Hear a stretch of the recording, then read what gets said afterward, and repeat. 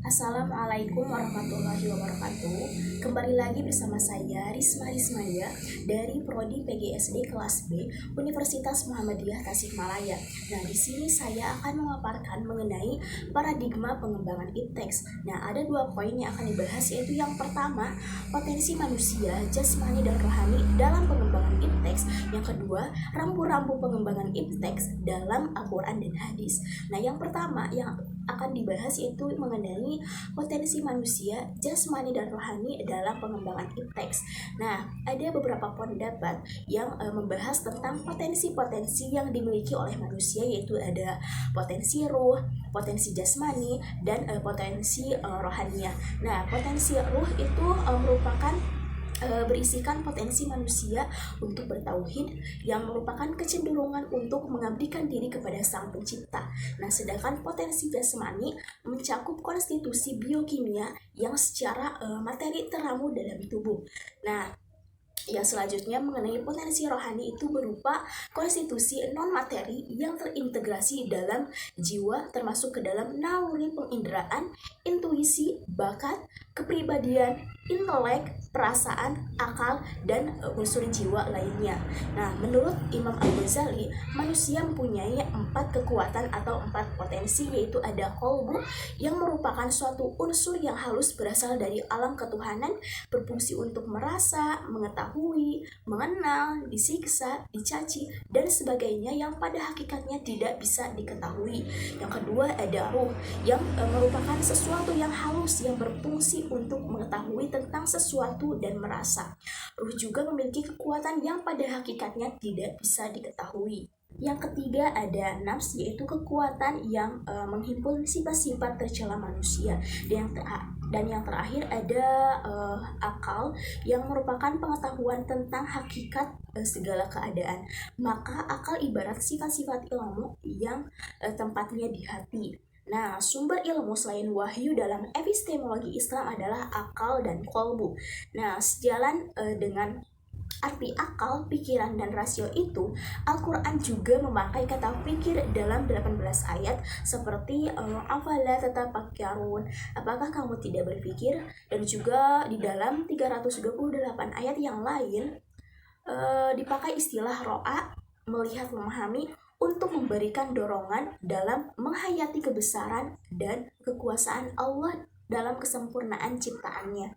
Nah, berdasarkan ayat tersebut, Al-Quran memberikan motivasi agar manusia menggunakan akal pikiran dalam mengamati fenomena alam semesta. Nah, hal ini karena akal merupakan rahmat Allah yang paling besar, di samping petunjuk agama yang dilimpahkan kepada manusia. Nah, melalui akal inilah manusia menghasilkan iptek yang super canggih. Sedangkan kata qalbu dalam Al-Quran digunakan sebanyak 144 kali. Nah, penggunaan qalbu selalu merujuk pada hal-hal yang berkaitan dengan emosi dan akal pada manusia. Nah, melalui hati atau jiwa tersebut, manusia diperintahkan untuk memahami dan belajar dari dirinya sendiri.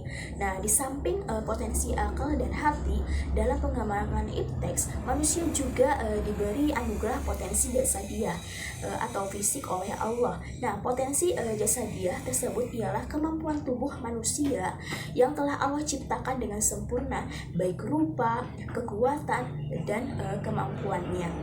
Nah, pembahasan yang kedua yaitu rambu-rambu pengembangan ipteks dalam Al-Quran dan hadis. Nah, pengembangan ipteks pada satu sisi memberikan berkah dan manfaat yang sangat besar bagi kesejahteraan manusia bila ipteks disertai iman dan takwa kepada Allah Subhanahu wa Ta'ala. Sebaliknya, tanpa asas iman dan takwa, ipteks bisa disalahgunakan kepada tujuan yang bersifat destruktif atau merusak.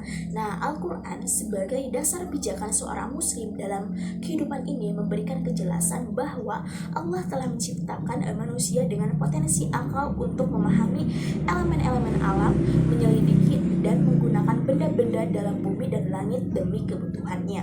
Nah, melalui kemampuan akal, ilmu dan teknologi manusia dapat meniru segala kekuatan beraneka makhluk manusia dengan kapal udara dan jet dapat terbang ke udara seperti burung. Kemudian manusia dapat menembus bumi dengan teknologinya serta dapat menggali segala mineral dan minyak yang terpendam dalam bumi. Nah, oleh karena itu Islam memberikan rambu-rambu kepada manusia dalam pengembangan iptek sehingga dapat terarah dan sejalan dengan kehendak Allah Subhanahu wa taala. Nah, rambu-rambu tersebut diantaranya yaitu yang pertama ada akidah Islam sebagai dasar iptek.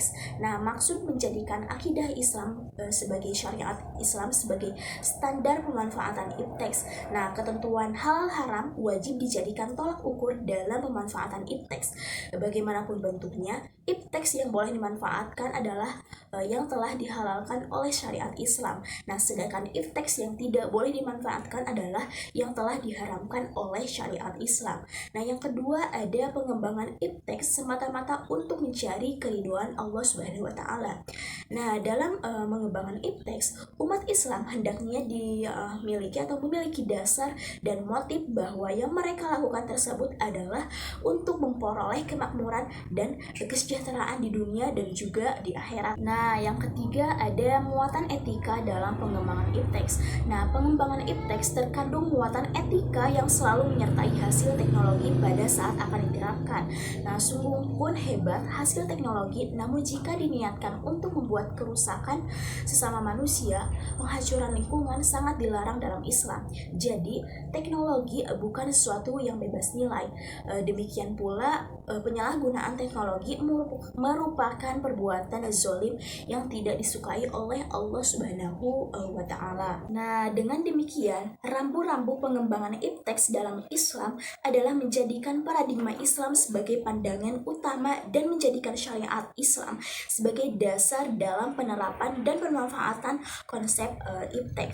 Nah, perkembangan iptek itu harus diikuti dengan keimanan dan ketakwaan, sehingga pengembangan iptek merupakan hasil dari keterampilan manusia dan dilandasi Al-Quran dan hadis. Nah, baik itu saja pemaparan dari saya. Mohon maaf bila banyak kekurangan dan kesalahan. Terima kasih. Wassalamualaikum warahmatullahi wabarakatuh.